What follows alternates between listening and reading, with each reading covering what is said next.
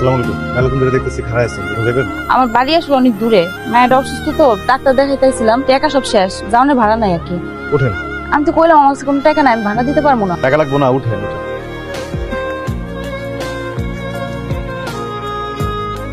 ও doctor দেখতে কতক্ষণ লাগতো? ডাক্তার দেখতে যাস না, ভাতের গলাকে বিরক্ত করতে যাস।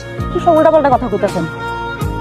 আমি কথা কইতে জানি না, আমার কথা কয় তোর কাছ থেকে শেখা লাগবে। খয়রাতির বাচ্চা সকালবেলা ঘর থেকে বাইরে হইতে টো করে আসে। মাতলামি শুরু করছেন না? উল্টাপাল্টা কথা কইতাছেন কেন? কম মানুষের মতো আচরণ করতেছেন, সুন্দর করে কথা কইতে পারেন না? মায়ের শরীর খারাপ এমনিতেই। উল্টা পাল্টা খাইস। এই তোর বাপের টাকা খাই, আমি তোর বাপের টাকা। আরে ভাই করতেছেনটা কি? মারেন না ভাই।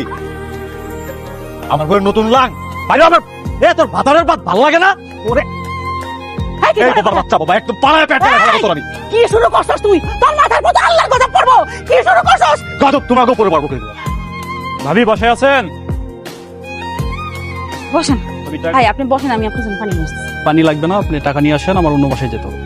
কি ভাই, একটা সমস্যা হয়ে পড়ে গেছি, টাকাটা ছিল একটু ঝামেলা হয়ে গেছে। আপনি টাকা আমি দিয়ে দিব, আপনি চিন্তা করেন না। প্লেন তো মেজাজটা এখন ভাইয়া, অফিসের বস কি শুনবো আমার কথা? আমার মেয়ের বাপ গেছে গঞ্জে কাপড় নিয়ে, কাপড় বিক্রি করে আসলে টাকা পাইবো, আমি নিজের টাকা দিয়ে আসবো, আপনি চিন্তা করেন না ভাই। টাকা নেওয়ার জন্য কত পথ ধরলেন স্বামীরে নিয়ে, বললেন একটা কিস্তিও মিস হবে না। আপনার স্বামীও কত কথা বললো, আমার স্বামী তো সব টাকা নেশা করে শেষ করে দিচ্ছে। আজকের মধ্যে আপনি সব টাকা নিয়ে অফিসে আসবেন। যত রাইট দিব, আমি বললাম তো টাকাটা দিয়ে যাবো। আসসালামু আলাইকুম। কই যেতেছেন? বাজারের দিকে। উঠেন। আপনার খ্যাপ নাই? আপনি খেয়ে সমস্যা নাই, উঠেন। আমি তো টাকা লয় বাইরে নেই। এই সমস্যা নেই, দিন পরে। টাকা কি কাক বাড়িতে এই জায়গায় নাকি? চাচা ওই টাকাটা, চাচা হয়েছে কি আমার আজকে এই টাকাটা খুব দরকার, কিস্তির শেষ দিন তো আজকে। দেখেন না। বাড়িতে যাবেন না? কি করবো এখন বুঝতেছি। কত টাকা কিস্তি? 500 টাকা। দেখো তো কমো, একটা কামে কিছু টাকা রাখছিলাম, 300 টাকার মতো আছে এই জায়গায়। 200 টাকা আমি একটু করে আপনার ভাগ করে দিতেছি। না না, আপনার টাকা আমি কি লেগে নিবো? কিস্তি শোধ করতে লাগবে। আমি নিতে পারবো না, ধার দিতেছি, পরে ফেরত দেন আমার। টাকাটা আমি নিতে পারবো না। দেখেন, আপনি যদি এটা না নেন আমার কিন্তু কোনো সমস্যা নেই।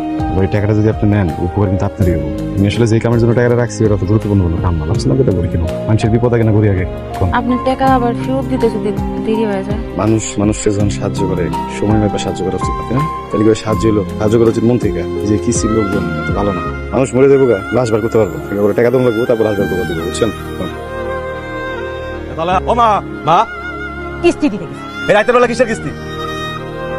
এই তোর কোন বাপের এই রাতের বেলা কিস্তি টাকা নেওয়ার জন্য বসে ছিল? কিস্তির টাকা দিতে গেছিলেন না আগের বছর শ্রাদ্ধ করতে গেছিলি? এই বিধবা বেটি তো আমার জীবনটা শেষ করে দিল। তুই বউকে এত জ্বালাস কেন? আমি জ্বালাই নাই, বিধবা বেটি ঘাড়ে তুলে যে তোমরা সবাই মিলে আমরা দাঁড়াতে চাও। বিদেশ যাবেন কইরা যে টাকা তুলি ওর মদ গাঁজা নেশা পানি করে টাকাগুলো উড়াইতেছে। তুই বিবেকে কি একবার ওনারা দেয় না? কোথেকে জোগাড় করে আপনার কোনো হুঁশ আছে? আপনি আমার এই কথায় কথায় বিধবা করবেন না। আবার আমার নেশা ভাই, আপনার ঘরের বউ, আমি তো বাইরের মানুষ, খারাপ না আছে, কেমন দেখা যায় না?